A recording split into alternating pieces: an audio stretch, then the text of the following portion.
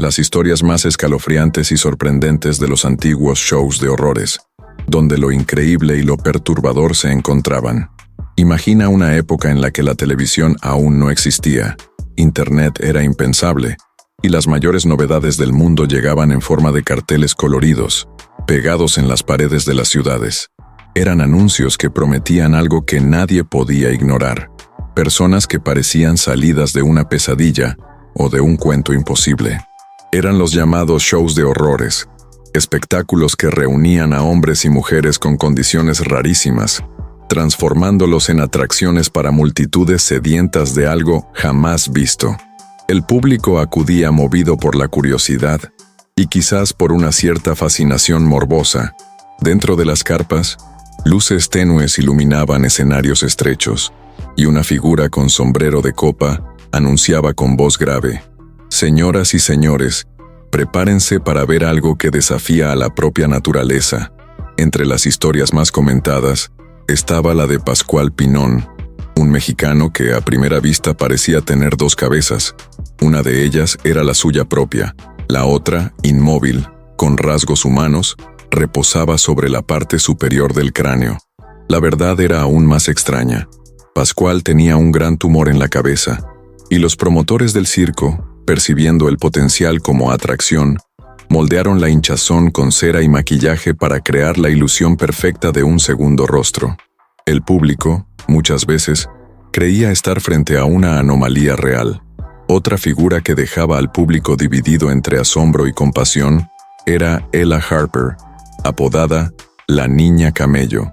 Nacida en 1870, tenía las rodillas dobladas hacia atrás, una condición rarísima llamada genu recurvatum. Esto hacía que, para caminar, prefiriera apoyarse sobre manos y pies, recordando el movimiento de un animal. La mirada dulce de Ella contrastaba con la forma en que era anunciada en los carteles. La criatura mitad humana, mitad camello. Curiosamente, a los 16 años dejó los escenarios y decidió estudiar, buscando una vida común, lejos de las miradas curiosas. Pero quizás nadie despertó tanta conmoción como Joseph Merrick, eternizado como el hombre elefante. Nacido en 1862, en Inglaterra, Joseph comenzó a desarrollar deformidades óseas y tumores en la piel durante la infancia. Su cuerpo creció de forma desproporcionada, y su rostro fue cubierto por masas de tejido que le daban una apariencia casi irreconocible. Rechazado por su familia, pasó a vivir en instituciones y, más tarde, en circos. A diferencia de lo que muchos creen, Joseph era extremadamente educado, le gustaba la poesía y tenía una escritura delicada. Su vida, marcada por dolor físico y prejuicio, terminó de forma trágica. Murió a los 27 años, posiblemente al intentar dormir acostado, posición imposible para él sin riesgo debido al peso de su cabeza. Otro nombre legendario de los escenarios fue Francesco Lentini, conocido como el hombre de tres piernas. Nacido en Sicilia, en 1889, vino al mundo con un tercer miembro totalmente formado, que salía de su costado, además de un par extra de pies más pequeños. A diferencia de muchos, Lentini aprovechó su condición para crear un número único en el circo. Jugaba al fútbol con una pierna mientras mantenía las otras dos inmóviles, o montaba en bicicletas adaptadas. Se volvió tan popular que vivió cómodamente, se casó y tuvo hijos, actuando hasta la vejez. Y también estaba el extraño caso de Máximo y Bartola, dos hermanos de El Salvador diagnosticados con microcefalia, condición que les daba cabezas pequeñas y facciones consideradas infantiles, incluso en la edad adulta. Fueron vendidos a promotores, siendo aún niños y, durante décadas, exhibidos como los últimos descendientes de una misteriosa raza azteca. Vestían trajes ceremoniales y eran anunciados como reliquias vivas de una civilización perdida. Detrás de la fantasía, había una vida de privaciones, ya que pasaban la mayor parte del tiempo bajo el control de empresarios que lucraban con la farsa. Estas figuras, tan distintas entre sí, tenían algo en común.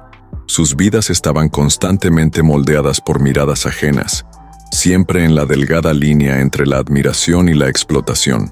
El público salía de los espectáculos con la sensación de haber presenciado algo imposible, pero rara vez pensaba en lo que esas personas vivían cuando las cortinas se cerraban. Los secretos ocultos, detrás de la carpa, en los pasillos estrechos detrás del escenario, lejos de los aplausos y los gritos del público. La vida de estos artistas era muy distinta de la imagen que vendían. Muchos de ellos no tenían control sobre sus ganancias y vivían bajo contratos abusivos que prácticamente los mantenían atados a los dueños de los espectáculos. Pero aún así, algunos lograban encontrar su propio camino dentro de aquel mundo extraño. Un ejemplo fascinante es el de Annie Jones, la mujer barbuda más famosa de su época.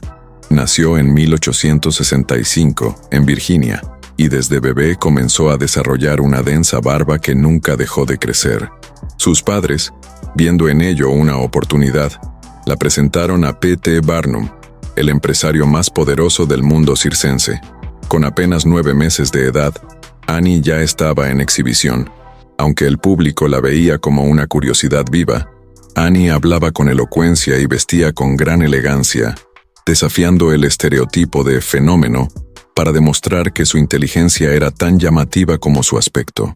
Pasó prácticamente toda su vida en el escenario y murió joven, a los 37 años, víctima de tuberculosis.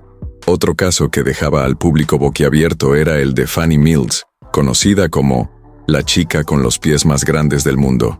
Fanny sufría de linfedema, una condición que hacía que sus pies alcanzaran un tamaño descomunal, llegando a medir más de 30 centímetros de ancho.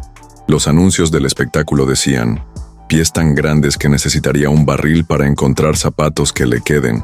Su figura menuda contrastaba con los enormes vendajes que cubrían sus pies, y aunque su condición le causaba dolor, su carisma y sentido del humor conquistaban a la audiencia.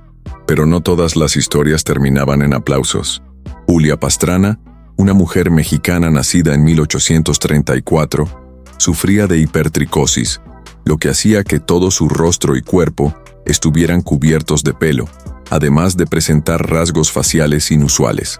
Era anunciada como la mujer oso o la mujer mono, y aunque era una talentosa cantante y bailarina, su aspecto se convirtió en su principal fuente de explotación. La tragedia de Julia se extendió incluso después de su muerte. Su cuerpo embalsamado fue exhibido por décadas, como si su historia no pudiera descansar en paz. En medio de tantas historias de explotación, algunos artistas lograban convertir su diferencia en una especie de superpoder. Martin Laurello, por ejemplo, fue apodado el hombre búho por su capacidad de girar la cabeza casi 180 grados. Nacido en Alemania, en 1885, nunca reveló completamente el secreto detrás de su habilidad, lo que alimentaba aún más los rumores y el misticismo a su alrededor. En el escenario, aparecía con un traje impecable, sonreía al público y lentamente giraba la cabeza hasta mirar hacia atrás, provocando un escalofrío colectivo. Y no podemos olvidar a Prince Randian, nacido en 1871, sin brazos ni piernas, quien sorprendía al público por su increíble destreza. Vestido con un traje ajustado que dejaba visible solo su cabeza, Prince podía escribir, encender cigarrillos e incluso construir pequeñas cajas de madera usando solo la boca. Su número más famoso consistía en encender un cigarrillo, colocarlo entre sus labios y fumar tranquilamente, mientras la audiencia lo observaba entre el asombro y la incredulidad. Cada uno de estos personajes representaba un capítulo en un libro extraño y fascinante sobre lo que la humanidad es capaz de hacer con sus miedos, sus prejuicios y su necesidad insaciable de asombrarse. Bajo la carpa, el tiempo parecía detenerse. Lo imposible sucedía delante de tus ojos, pero fuera de ella, quedaba la pregunta que pocos se atrevían a hacer: ¿cuánto de todo aquello era realmente un milagro de la naturaleza? ¿Y cuánto era el resultado de la manipulación y el engaño, entre la realidad y la ilusión? Con el paso de las décadas, los shows de horrores comenzaron a cambiar. El público, antes fascinado por cualquier rareza física, empezó a exigir números más elaborados, más impactantes y, en muchos casos, más falsos. Esto abrió espacio para artistas que jugaban con la línea entre lo real y lo inventado. Uno de los ejemplos más notables fue el de Krao Farini, una joven de Laos que fue anunciada como el eslabón perdido entre el hombre y el mono. Cubierta de vello en todo el cuerpo y con una flexibilidad extraordinaria, Crow era presentada como una prueba viviente de teorías evolucionistas. Los carteles prometían que su tribu vivía en lo profundo de la selva y que ella había sido capturada para ser estudiada. En realidad, gran parte de su historia era fabricada por los promotores para aumentar la expectación y, por supuesto, las ventas de entradas. Otro caso que mezcla verdad y mito es el de Frank Lentini, hermano de Francesco, quien fue menos famoso pero igualmente intrigante. Aunque no tenía 3 piernas como su pariente, Frank solía acompañarlo en presentaciones y se especializó en crear actos de comedia que jugaban con las reacciones del público. Esto demostraba que, para muchos artistas, el verdadero talento no estaba en su apariencia, sino en la forma en que la usaban para contar una historia. Sin embargo, algunos preferían el impacto puro. Myrtle Corbin, conocida como la chica de las 4 piernas, nació con una rara malformación llamada Dipygus, que le otorgaba un par extra de extremidades. Myrtle no solo fue una de las atracciones más comentadas de su época, sino que también logró formar una familia y tener hijos, desafiando las expectativas que la sociedad tenía sobre ella. Su historia se convirtió en un símbolo de superación, aunque siempre estuvo envuelta en un aura de asombro y misterio. En el límite entre lo médico y lo sobrenatural estaba Wang, apodado el hombre con 2 rostros. Según los rumores, tenía un tumor que formaba rasgos tan definidos que parecía un segundo rostro en la parte posterior de su cabeza. El público juraba que el segundo rostro a veces sonreía o movía los labios. Aunque probablemente era una ilusión óptica potenciada por la iluminación y el maquillaje, nadie salía de su espectáculo sin la sensación de haber visto algo imposible de explicar. Hacia mediados del siglo XX, con el avance de la medicina y el cambio en la percepción social, muchos shows de horrores comenzaron a desaparecer. Las personas con condiciones físicas poco comunes empezaron a recibir atención médica y oportunidades fuera del mundo del espectáculo.